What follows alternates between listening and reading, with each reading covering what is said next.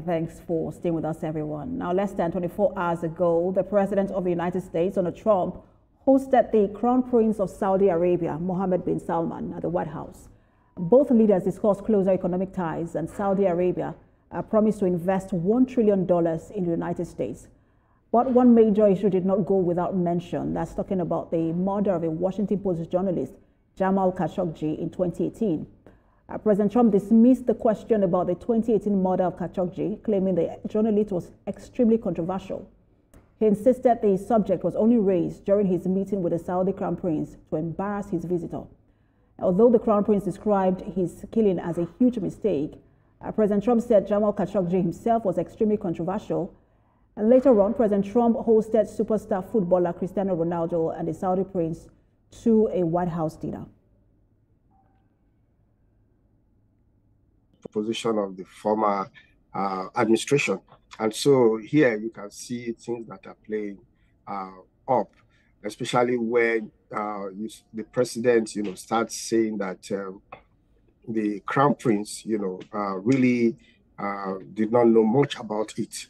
However, before this time, the Crown Prince, has taken responsibility of what happened, especially maybe he was probably ordered, his arrest, but the arrest went sour the way it went. And so in the past, he has said that whatever happened at the embassy in Turkey, that he took responsibility.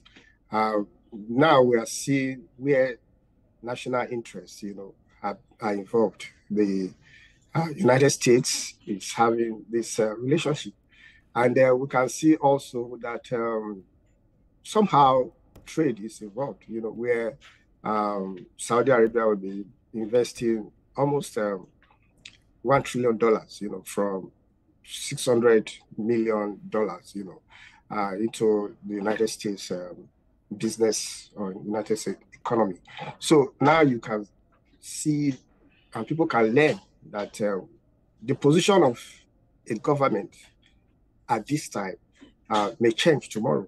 It's just for everybody to start learning international politics that, sometimes the position that a government probably holds today could change tomorrow. It's just reality of life that we all have to start understanding, especially when it comes to international politics. But one of the I want to stay on the issue of Khashoggi, because even the CIA at the time had said, or assessed the situation, and they said that he was, the Saudi Crown Prince likely ordered the murder. That was the language, likely. And so having President Trump, go against the CIA directly, years later, I'm just wondering what that means. It's unstable till today.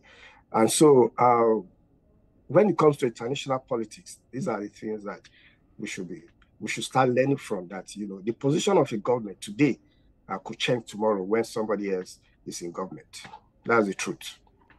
And one of the things that also happened was, which is quite historic as well, but didn't get as much mention because of the Khashoggi situation, is that President Trump also designated Saudi Arabia a major non-NATO ally, along with countries now like Israel, Japan, South Korea. How consequential is that in terms of defense cooperation in the region? Yeah, we see that the president has not been. If you look at it, he has not been on the same page with with NATO, with other members of NATO when it comes to a lot of things that we've been seeing since he came to power. And so, but he's very powerful. He's so to say the most powerful president in the whole world. And so it's something that he's starting. And so probably others we have to follow. However, you will also notice that other members are having their relationship with Saudi Arabia, whether you like it or not. And so it's just probably echoing what some of the members are not able to echo in the public.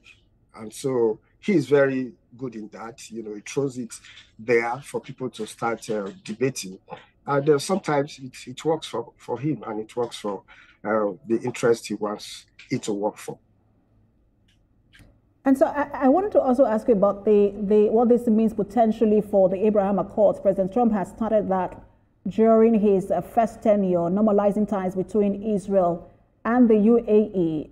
But now he's trying to bring in Saudi Arabia to the table. Saudi Arabia had shown at the first term that they were interested, but until the attack, the Israel-Hamas war, could we see a normalization of ties between Israel and Saudi Arabia, and how quick can that happen?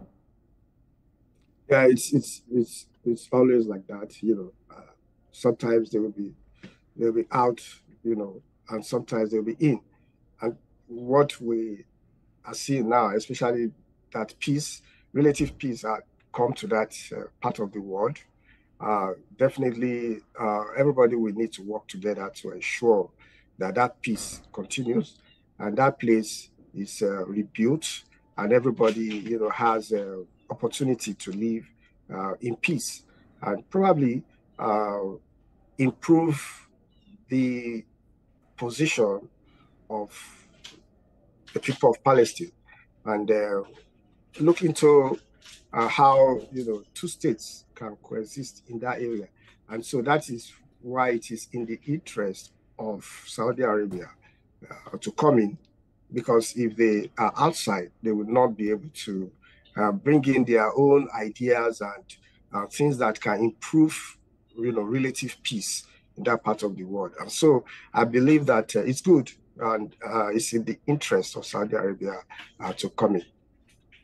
All right, thank you so much for your time. We're following developments and see how all of this play out, especially for the peace plan in the Middle East. Publisher, New Americans magazine, Deba Wajai. Pleasure to have you on. Thank you very much.